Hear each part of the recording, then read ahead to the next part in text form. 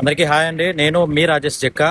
Online లోన్కి సంబంధించి మీరు ధనీ ఇండియా బుల్స్ అని లేకపోతే బజాజ్ పర్సనల్ లోన్ అని చెప్పేసి ఆన్లైన్లో ఇన్స్టాగ్రామ్ ఫేస్బుక్లో వస్తూ ఉంటాయి.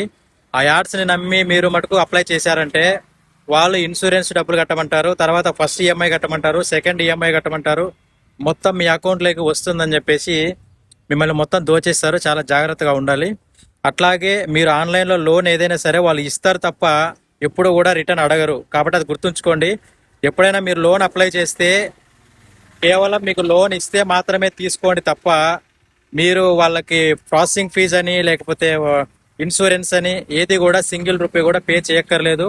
లోన్ ఇచ్చేవాడు ఎవడైనా లోన్ ఇస్తాడు తప్ప రిటర్న్ ఎవడు అడగడు. లోన్ ఇచ్చిన తర్వాత ఈఎంఐల రూపంలోనో లేకపోతే ఇల్లీగల్ లోన్ యాప్స్ అయినా సరే వాడు ఇచ్చి బ్లాక్మెయిల్ చేసి డబ్బులు వసూలు చేసుకుంటాడు. కాబట్టి గుర్తుంచుకొని ఎవరైనా సరే ఆన్లైన్లో లోన్ అప్లై చేస్తే